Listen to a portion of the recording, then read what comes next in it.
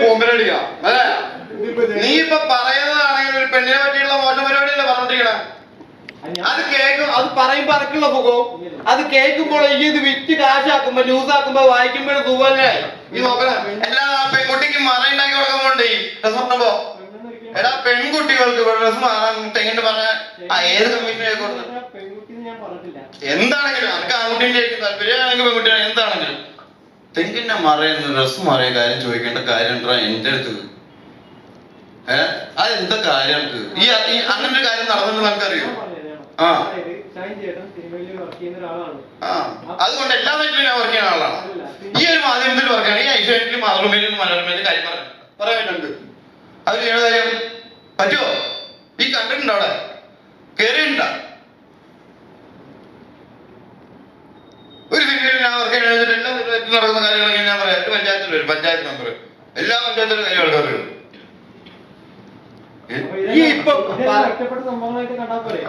ഒറ്റപ്പെട്ട സംഭവങ്ങൾ അല്ലെങ്കിൽ സംഭവങ്ങൾ നടക്കുകയാണെങ്കിൽ നടക്കാൻ പാടില്ല എന്നാണല്ലോ നമ്മളൊക്കെ പറയുന്നത് അല്ലേ? സാറ്റലൈറ്റ് മീഡിയ തോടെ ഏത് കാലത്താ സാറ്റലൈറ്റ് മീഡിയ ആദ്യം വരുന്നത്? ഏത് വർഷം സാറ്റലൈറ്റ് ആദ്യം വരണേ അറിയോ? ഏത് വർഷം വരണേ അറിയോ സാറ്റലൈറ്റ് ചാനൽ? അറിയില്ല. 92 രാജീവ് ഗാന്ധി മരിച്ചതിന് ശേഷം 91 രാജീവ് ഗാന്ധി മരിക്കണം അല്ലേ? അറിയോ? രാജീവ് ഗാന്ധി ആരാന്ന് അറിയോ? പ്രധാനമന്ത്രി ബോംബ് 91 അതിനുശേഷം 92, 93 ആയിട്ടാണ് ഏഷ്യാനെറ്റ് ആദ്യം വരണം. അതിന് ദൂരദർശനം ഉണ്ടായിരുന്നു. മനസ്സിലായ? ദിവസത്തിൽ അരമണിക്കൂർ മലയാള വാർത്ത കാണിക്കും. അതിനുശേഷം ഏഷ്യാനെറ്റ് വന്നു. ഏഷ്യാനെറ്റ് വന്നപ്പോ ആദ്യം കാണിച്ചിരുന്ന പരിപാടികൾ എന്താണെന്നറിയോ? മലയാള സിനിമ ഒരെണ്ണം ഒരു ദിവസം 2 നേരം കാണിക്കും.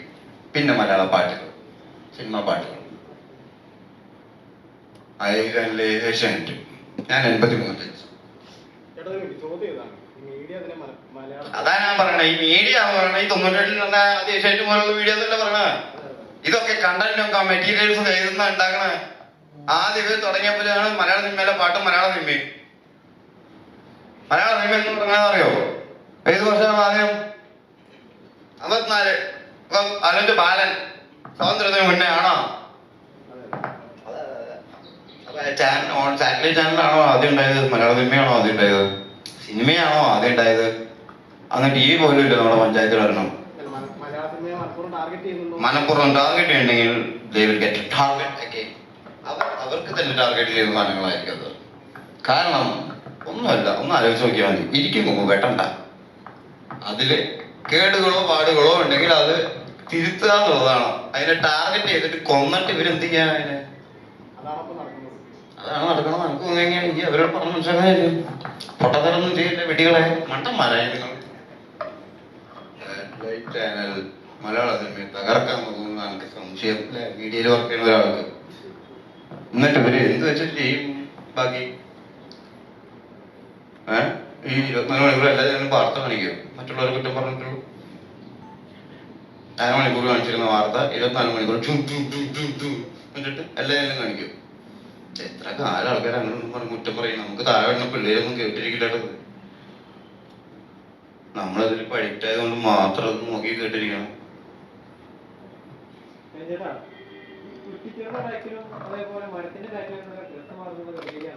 ശരിയായിരിക്കും. അത്രയ്ക്ക് അത് വെച്ചിട്ടുണ്ടായിരിക്കും നിങ്ങളുടെ ഭാഗത്തൊക്കെ. സിനിമയല്ല മൊത്തം. ഈയൊക്കെ നോക്കണ കാരണം മറഞ്ഞൊന്നും ഡ്രസ് മാറുണ്ട്. ചിലക്ക് ഓപ്പണായി ഡ്രസ് മാറാ. ഈ ക്യാമറയും കൊണ്ട് വരില്ലേ എന്റെ അടിക്ക്? അല്ലാതെ പിന്നെ എന്താ ചെയ്യാ? മറഞ്ഞൊന്നും ഡ്രസ് മാറണ്ടേ? എടോ, കുളിക്കുന്നവൻ അയച്ചിട്ട് നിന്നിട്ടാ, നഗ്നനായി നിന്നുകൊണ്ടാ കുളിക്കണേന്ന് നിങ്ങൾ വേണമെങ്കിൽ റിയാക്ഷൻ ചെയ്തു. അത് ഒഴിഞ്ഞു നോക്കണോ അല്ല പ്രശ്നം. അയാൾ അയച്ചിട്ട് കുളിക്കണം എന്നാ പ്രശ്നം. ആണാ? എങ്ങനെ ഇടാൻ പറ്റില്ല? എന്ത്? അതുകൊണ്ടാണ് ഇടാത്തല്ലേ? അല്ലെങ്കിൽ ഏത് അത്യാവശ്യം കിട്ടാനും ആ റിപ്പോർട്ടിൽ അങ്ങനെ ആയിരിക്കും. അവരുടെ ഭാഗത്തൊക്കെ എങ്ങനെയായിരിക്കും? മലയാളത്തിൽ മാത്രമല്ലല്ലോ ഇന്ത്യയിലുള്ളത്. ഇവിടെ നിന്നിട്ട് ആർക്കും ഡ്രസ് മാറുന്ന സ്ഥലം കൊടുക്കാത്തൊന്നും ഇല്ല. ഡ്രസ് മാറുന്ന സ്ഥലം കൊടുക്കാത്തുണ്ടെങ്കിൽ അവിടെ കയറാൻ പോകുന്ന സ്ഥലമായിരിക്കും. അതിലൊക്കെ എഴുതി പിടിപ്പിച്ചിട്ടുണ്ടായിരിക്കും. അതൊന്നും നീ കാണിക്കാ ഏടാദ്യം.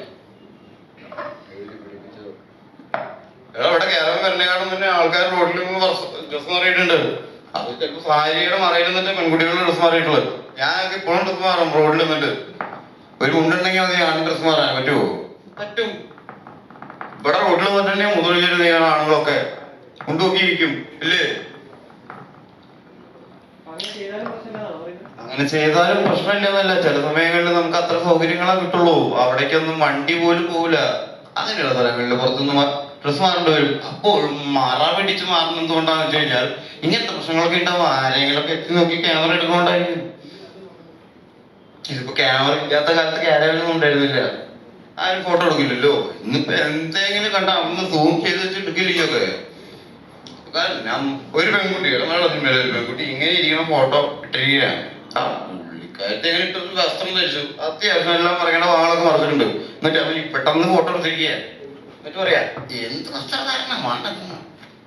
അവൻ അവിടെ നിന്ന് ഫോട്ടോ എടുത്തതല്ല പ്രശ്നം, എന്ത് മോശപ്പെട്ട വസ്ത്രധാരണമാണെന്ന്. അതാ ഞാൻ പറഞ്ഞേ. Someone who is bathing inside the bathroom and they are saying, "Oh, he is naked." Who is exactly doing wrong? The bathroom guy? ഒളിഞ്ഞു മറഞ്ഞു വന്നിട്ട് ഡ്രസ് മാറണം.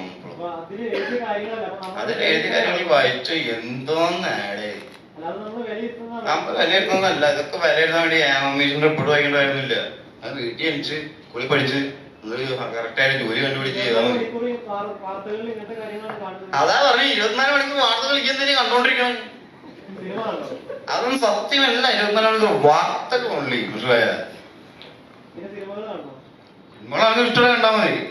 അല്ലെങ്കിൽ ഈ വല്ല മറയി നോക്കി പോയിക്കോ. അതിൽ ഡ്രസ്സ് മാറണതോ അല്ലെങ്കിൽ മൂത്രമൊഴിക്കണോ നോക്കി. അതല്ല വേണ്ടത്.